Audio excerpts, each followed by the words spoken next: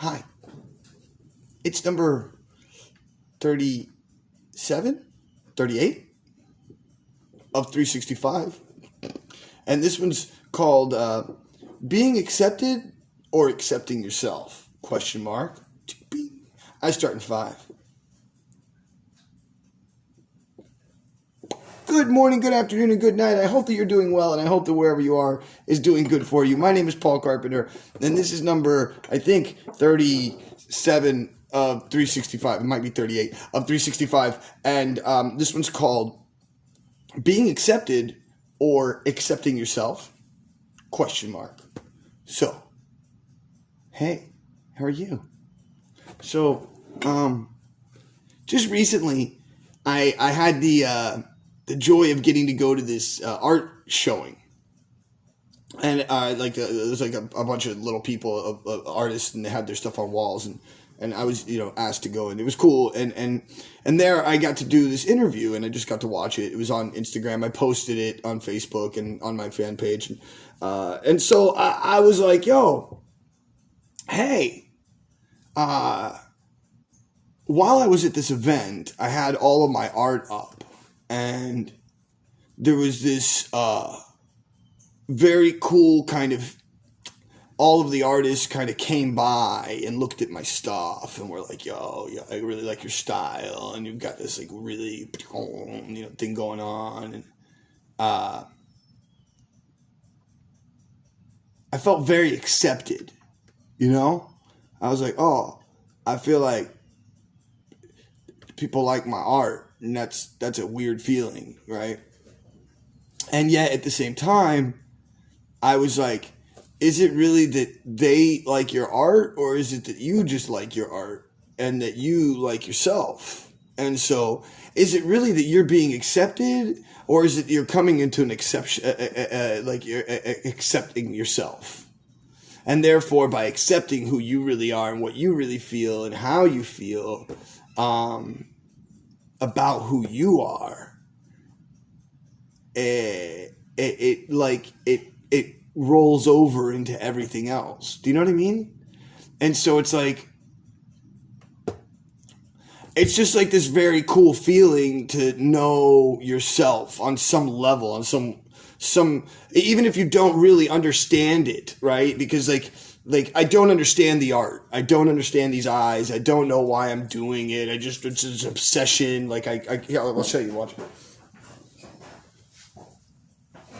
So like, I just obsessively make these eyes constantly, and I'm constantly drawing these weird faces and stuff, and like just weird, crazy stuff, right? And it's always starting with an eye. It always starts with the eye, and then there's always like some craziness that goes along with it. And so the point of it is that I don't really get it, right? But I enjoy it.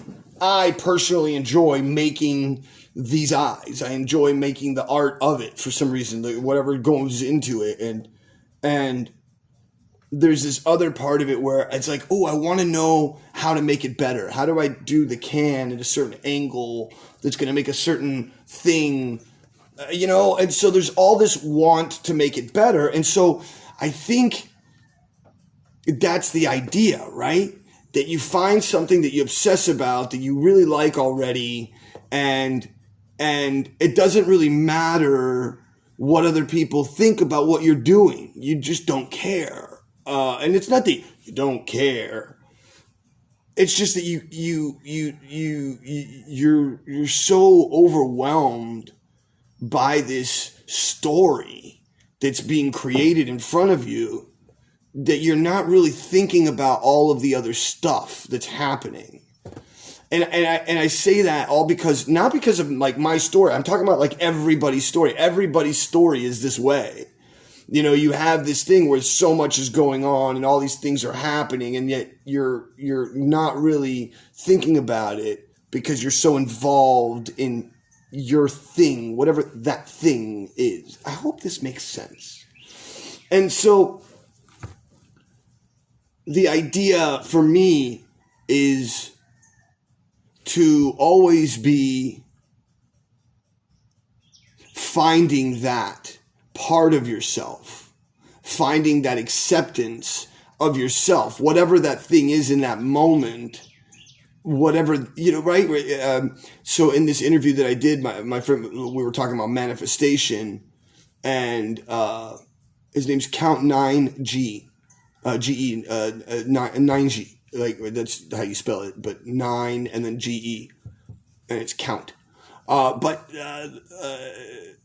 the point here was he was talking about, we were talking about manifestation, and what it is that manifestation has like two major pieces to it, right?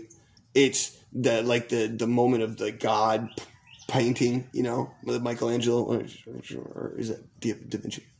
Not what I'm getting at. What I'm getting at is the moment in between the two fingers. There's like the spark of life that's unexplainable.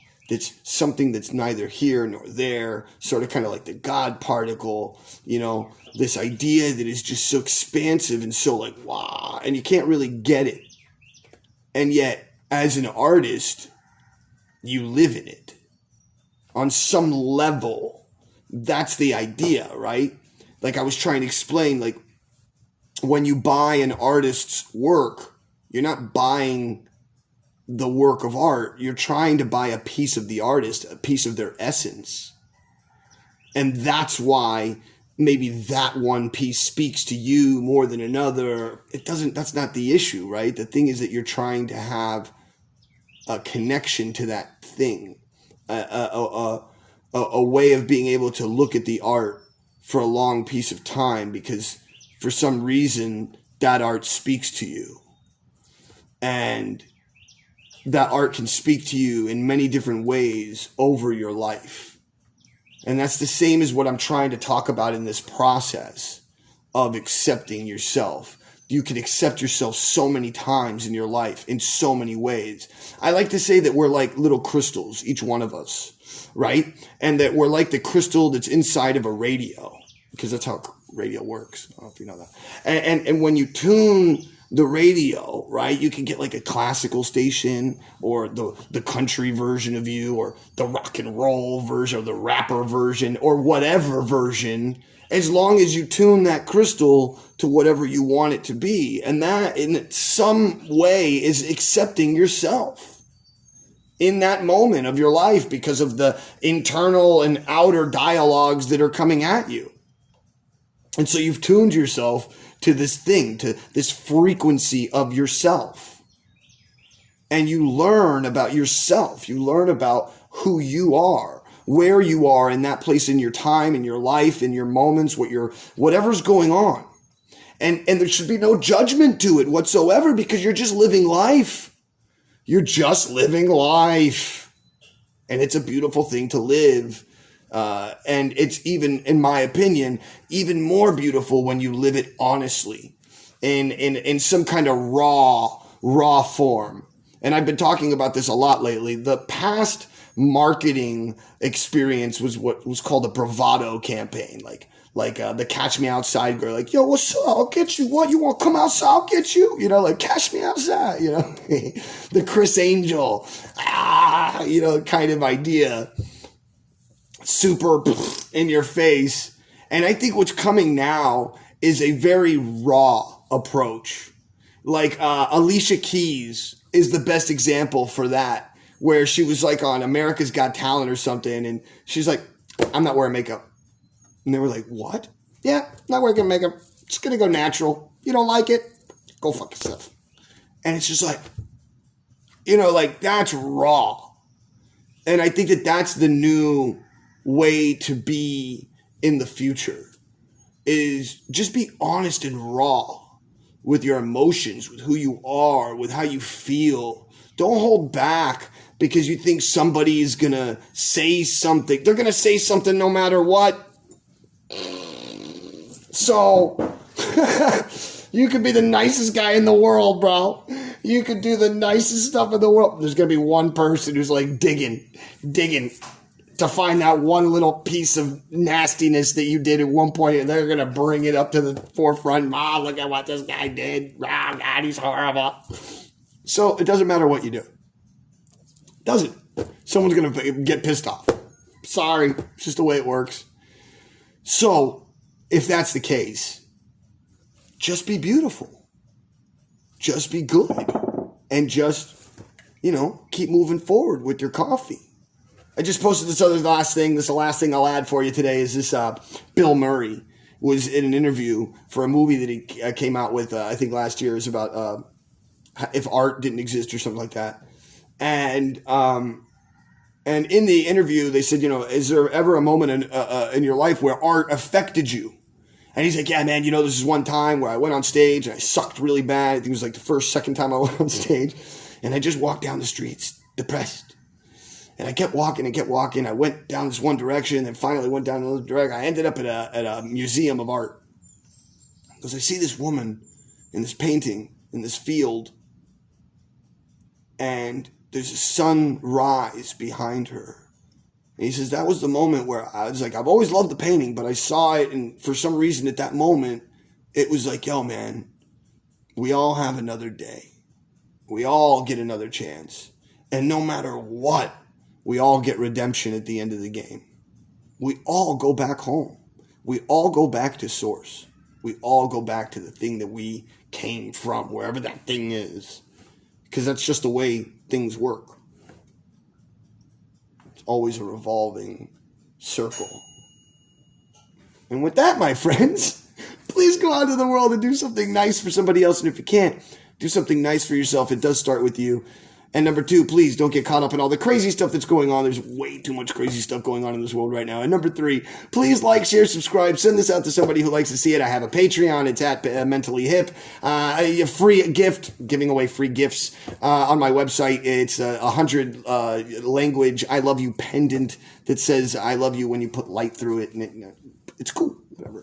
Only $10 for shipping. If you want one, go to the website. There's a link down below. Thank you for watching. Thank you for hanging out with me today. I hope you had some fun. I had a good time with you. I always have a good time when you guys come and hang out.